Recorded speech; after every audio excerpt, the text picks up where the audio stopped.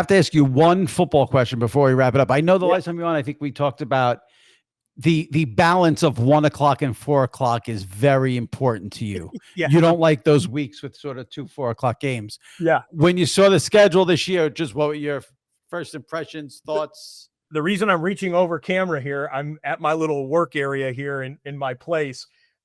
Within 1 hour of the schedule released, this is what I came up with. And for those who are just listening and not watching, I'm holding up it is a little mini, I guess you call it a spreadsheet that I made that I break down the early and late window. So this is week one. Week one, there are 8 in the early window, 4 in the late window. And that's how all schedule releases, like all politics, are local. So everyone only cares about what impacts them or their favorite team or whatever their life. For me, it's what are the early and late window splits. And you can't be thrilled with that. I saw a lot of 3s on that for 4 o'clock. But I understand why that is, and your audience should know this too. The NFL tries to orchestrate it where, by the way, and I put it on a red zone note card. The NFL tries to orchestrate it where they can make a pseudo national game. I know you know these, but for those who don't, like if they've got that's the most watched game every week is 425 CBS or Fox. Yeah, now Sunday Night Football still beats it in the ratings. It's yeah, I'm pretty sure it yeah, well, we can discuss that. Yeah. I mean, but anyway, so they put 2 other regional games in there, but they want to prop up one game at the 4:05 or 4:25 kickoff. They do have both, but they put the bigger game at 4:25, of course. And yeah, so there are no 2 game late windows, which are death for Red Zone. And we're thankful for that. But there's some 4s, there's some 5s.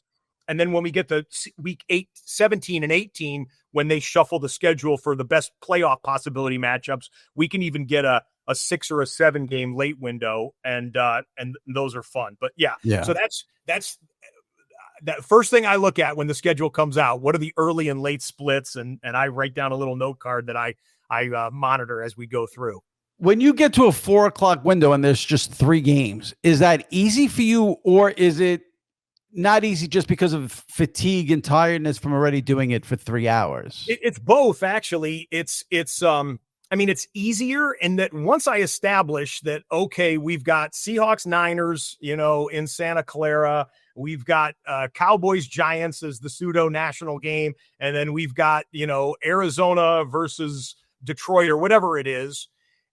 We can bounce back and forth without as many transitions by me. When I've got 8 games in the early window, I need to keep, touchstoning. Okay, we're going back to the Falcons game. Okay, we're going back to the Packers now. We're going back to the whatever, where it's a little bit slower, but from the fatigue set, and I try and keep myself in good shape mentally and physically, I want to have the enthusiasm in hour 7 that I had in hour 1. Why? Well, A, to be a professional, but B, because I know that even if it's a game that maybe most of the country's like, okay, not the biggest deal in the world, someone in our audience, Jimmy, is living and dying by every third down conversion in that game. And I want to be able to serve that guy or that gal as well as I did the early window audience. So it is a little bit of a challenge. You got to focus sometimes because I'm a human, biological, drainage, happens where, well, that was a bad term because you probably asked the bathroom question, but no, nonetheless, I can get, my battery can get kind of low, but I want to keep hammering away until we sign off with the touchdown montage at the end of the day. But if your bigger question, if it is early window, late window, give me an 8-game early window. We fill up that octo box.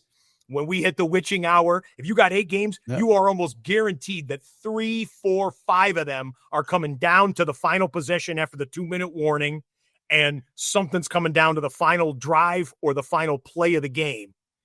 And that's the absolute best. I think it's the best hour in sports television every week. Yeah, that's why, it's a bigger discussion. I should bring it up here as we wrap up. But, there is this talk about how the 1 o'clock windows have been getting hurt just because everything's getting splintered off. You got the 9:30 games, they had a Friday game, they had this. But I've always said my favorite time, I know the best games at Sunday at 4:25 and Sunday night. Sunday at 1 is that to me is heaven each week. It is. It is. And then because it's new, it's fresh. It's like especially with the rhythms of people's lives, you and I are blessed enough to work in the sports world. Yep. Think about the person who is whatever walk of life they have, they get one day off, maybe a weekend off, but they're off on Sunday. They're at home and they sit down and maybe went to a house of worship in the morning or whatever, and they got their snacks, their beverages, or they've been cooking to get ready for the 1 o'clock Eastern kickoffs.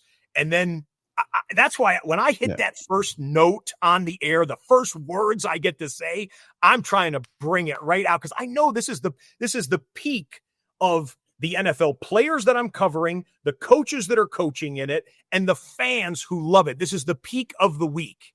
Yeah. And it's thrilled. I love being in the captain's chair for it. That's for sure.